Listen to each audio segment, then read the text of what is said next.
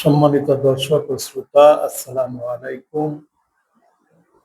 পৃথিবীতে বহু সংখ্যক ধর্ম রয়েছে। গবেষকরা প্রায় 10,000 ধর্মের সন্ধান পেয়েছেন। এর মধ্যে প্রাচীন এবং প্রধানতম ধর্ম হল হিন্দু ধর্ম, বৌদ্ধ ধর্ম, জরথুস্ট্র ধর্ম, ইহুদি ধর্ম, খ্রিস্ট ধর্ম এবং ইসলাম ধর্ম। এছাড়া আরো অনেকগুলি ধর্ম রয়েছে, যেমন কনফুসীয়বাদ, তাওবাদ এবং সিন্টু মতবাদ। এগুলির সমন্বয়ে তৈরি হয়েছে তাওবাদী ধর্ম। এছাড়া রয়েছে স্থানীয় ঐতিহ্য এবং ট্রেডিশনাল ধর্ম, আদিবাসী উপজাতীয় ধর্ম। এই সকল ধর্মের মধ্যে কোনটি সঠিক ধর্ম, কোনটি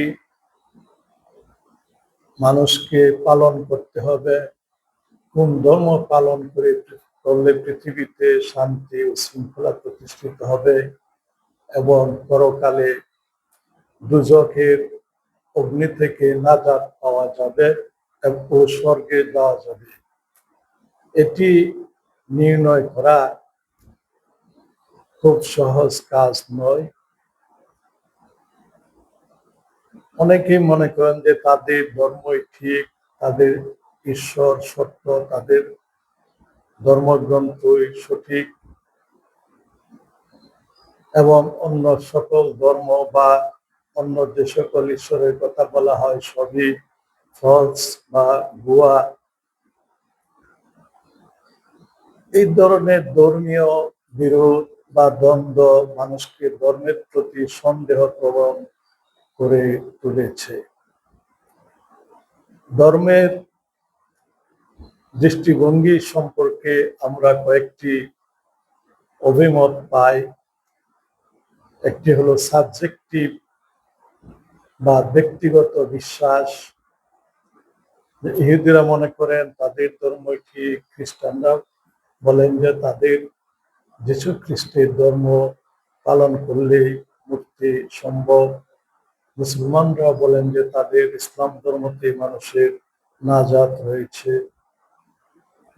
এটা হলো সাবজেক্টিভ অভিমত। আরেকটি হলো অবজেক্টিভ অভিমত, যেটি যুক্তিবাদ এবং বিজ্ঞানের সঙ্গে সামঞ্জস্য রেখে একটি বস্তুনিষ্ঠ ধর্মকে অনুসন্ধান করে। তারপর রয়েছে পার্সোনাল বা আত্মগত সংযোগ। এই অভিমতে মনে করা হয় যে যে ধর্ম মানুষকে শান্তি দিতে পারে, যে ধর্ম মানুষের মধ্যে বিরোধ এবং বিবাদ হ্রাস করতে পারে, মানুষের মধ্যে প্রেম ভালোবাসা সৃষ্টি করতে পারে, সেই ধর্মকেই পালন করতে হবে। আরেকটি বিশ্বাস রয়েছে, অভিমত রয়েছে ইউনিভার্সালিজম বা প্লুরালিজম। এই অভিমতে বলা হয় যে সকল ধর্ম ঈশ্বর থেকে এসেছে এবং যে কোনো একটি ধর্ম পালন করলে সত্য পথ পাওয়া যাবে, মুক্তির ব্যবস্থা হবে। এই ধর্মীয় প্লুরালিজমকেই, সার্বজনীনবাদকেই আমরা গ্রহণ করে সঠিক ধর্ম অনুসন্ধান করার জন্য কোন ধর্মটি পৃথিবীতে আদিকালে এসেছিল, কোন ধর্মটি সনাতন ও চিরায়ত, সেটি অনুসন্ধান করতে আগ্রহী হই এবং তথ্য উপাত্ত সংগ্রহ করে আমরা দেখতে পাই যে সনাতন ধর্ম বা হিন্দু ধর্ম হচ্ছে সবচেয়ে প্রাচীন ধর্ম। এই ধর্ম শুরুতে ছিল একটি একক এবং অদ্বিতীয় ব্রহ্ম বা ঈশ্বরে বিশ্বাস।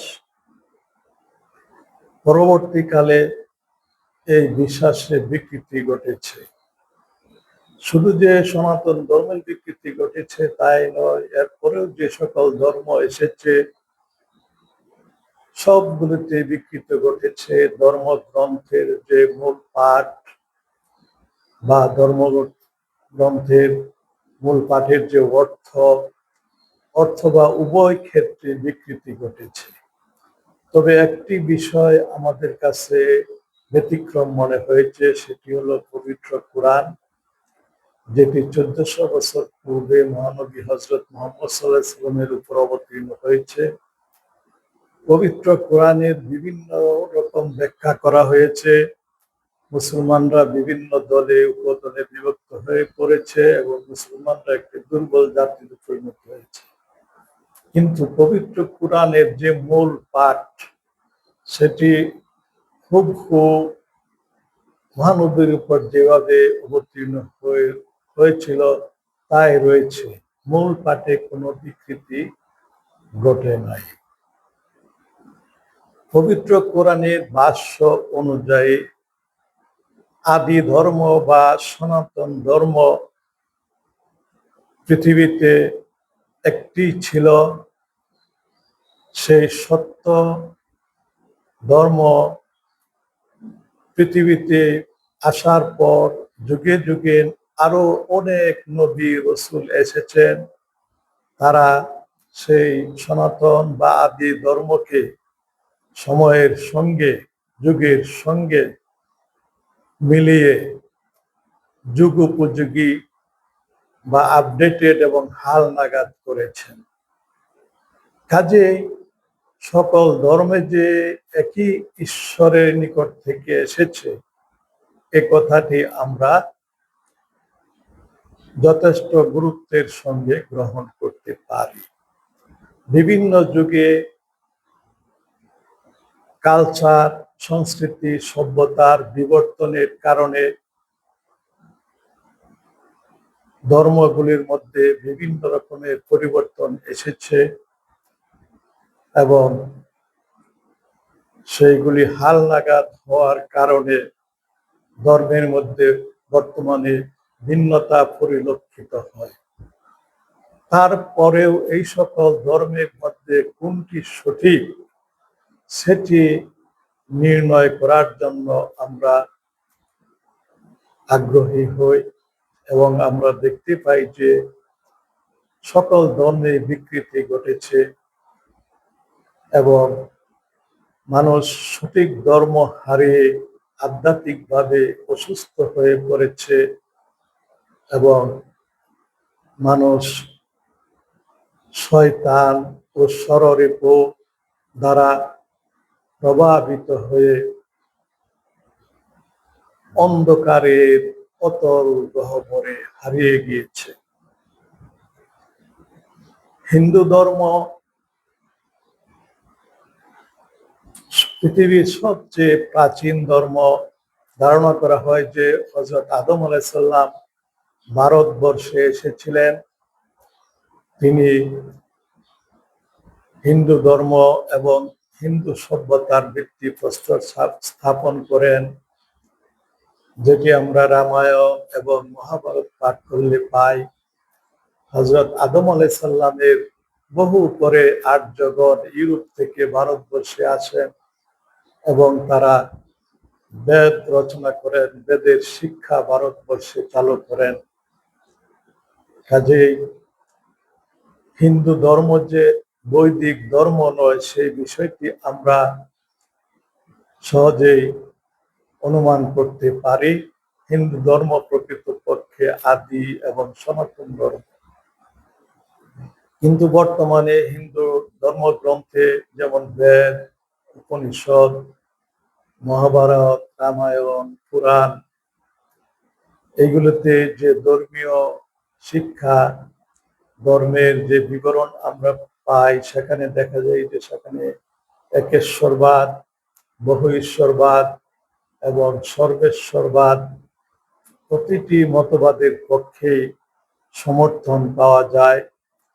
কাজেই এই পরস্পর বিরোধী মতবাদের কারণে হিন্দু ধর্ম যে সত্যই প্রকৃত এবং বিকৃত হয়ে পড়েছে তা আমরা সহজেই বুঝতে পারি। এইভাবে বৌদ্ধ ধর্ম হিন্দু ধর্মে চতুর্বর্ণ বা চতুর্ভেদ প্রথার কারণে সৃষ্ট হিংসা হানাহানি দূর করার জন্য গৌতম বুদ্ধ অহিংসার বাণী বা বৌদ্ধ ধর্ম প্রচার করেন। তিনি নির্বাণের কথা বলেছেন, কিন্তু তার ধর্মে বর্তমানে ঈশ্বরের তেমন কোনো পরিচয় পাওয়া যায় না। এবং বৌদ্ধ ধর্ম গৌতম বুদ্ধের ইন্তেকালের পরেই বহু সম্প্রদায়ে বিভক্ত হয়ে পড়ে বুদ্ধের অনুসারীগণ, এবং বুদ্ধের যে শিক্ষা সেটি আদিতে লিখিত আকারে ছিল না। মানুষ প্রজন্ম থেকে প্রজন্মান্তরে সে শিক্ষা মুখে মুখে ছড়িয়ে পড়েছিল। বর্তমানে বুদ্ধের শিক্ষা অস্পষ্ট হয়ে পড়েছে। এভাবে জরথুস্ট্র ধর্ম যে আহরা মাজদা বা একেশ্বরবাদের কথা প্রচার করেছিলেন এবং যে ধর্মগ্রন্থ আদেশটা রেখে গিয়েছিলেন সেই অরিজিনাল ধর্মগ্রন্থ এখন আর পাওয়া যায় না। এখন যে আদেশটা রয়েছে সেটির খুব সামান্য অংশই নবী জরথুস্ট্র রচনা করেছেন বলে গবেষকগণ অভিমত দিয়েছেন। ইহুদি ধর্ম এবং খ্রিস্ট ধর্ম কালের বিবর্তনে বিকৃত হয়ে পড়েছে। ওল্ড টেস্টামেন্ট এবং নিউ টেস্টামেন্ট সেগুলি বহুদিন লিখিত আকারে পালন করা হয় নাই, এবং এগুলির মধ্যে বহু কাল ধরে বহু যুগ ধরে অনেক সংশোধন এবং অনেক সংকলন হয়েছে। ফলে প্রকৃত ধর্মগ্রন্থটি ওল্ড টেস্টামেন্ট সেটি আর এখন আর পাওয়া যায় না। ওল্ড টেস্টামেন্টও তাই, নিউ টেস্টামেন্ট বা সুসমাচারের ক্ষেত্রে একই কথা। নিউ টেস্টামেন্টের যে পাঠগুলি ছিল বর্তমানে সেই অরিজিনাল পাঠগুলি আর পাওয়া যায় না। চারটি পাঠ বা চারটি ভার্সন রেখে আর সবগুলি ভার্সনই খ্রিস্টান ধর্মীয় নেতাগণ নিষিদ্ধ ঘোষণা করেছেন।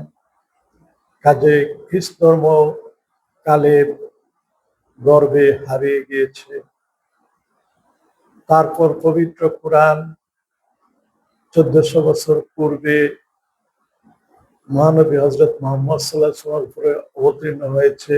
হজরত মোহাম্মদ সাল্লাল্লাহু আলাইহি ওয়াসাল্লাম সর্বশেষ নবী ছিলেন এবং তিনি ধর্মকে সর্বশেষ হাল নাগাদ বা যুগ উপযোগী করেন।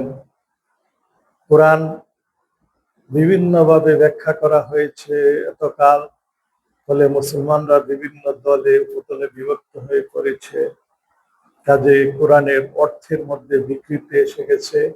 তবে কোরআনের যে মূল পাঠ ছিল 1400 বছর আগে সেটি এখনো অবিকৃত রয়ে গেছে। পবিত্র কোরআন মানব জাতিকে এই কোরআনের উপর গবেষণা করে প্রকৃত সত্য উদ্ঘাটনের জন্য আহ্বান করেছে। মানুষকে আল্লাহ তাআলা তার জ্ঞান, বুদ্ধি এবং তার বিচার বিশ্লেষণ ক্ষমতা প্রয়োগ করে কোরআনকে বোঝার জন্য আহ্বান করেছে। কোরআনের মধ্যে কোনো ভুল আছে কিনা, কোনো বিরোধ আছে কিনা, এটি আল্লাহর গ্রন্থ কিনা সে সম্পর্কে মানুষকে গবেষণা করার জন্য আল্লাহ আহ্বান করেছেন। যেমন পবিত্র কোরআনের দুইটা আয়াতে বলা হয়েছে আফালা ইয়াতাদাব্বারুনাল কুরআন আম আলা কুলুবিন আকফালুহা আফালা ইয়াতাদাব্বারুনাল কুরআন ওয়ালাউ কানা মিন ইনদি গায়রিল্লাহি লাওয়াজাদু ফিহি ইখতিলাফান কাসীরা। আল্লাহ পাক এই দুইটি আয়াতে মানুষকে কোরআনের উপর গবেষণা করেছেন এবং যেটি সত্য ধর্ম সেটি খুঁজে বের করার জন্য আহ্বান করেছেন। কোরআনের এই আহ্বানকে আমরা পরবর্তী আলোচনায় বিচার বিশ্লেষণ করব ইনশাল্লাহ। আসসালামু আলাইকুম ওয়া রাহমাতুল্লাহ।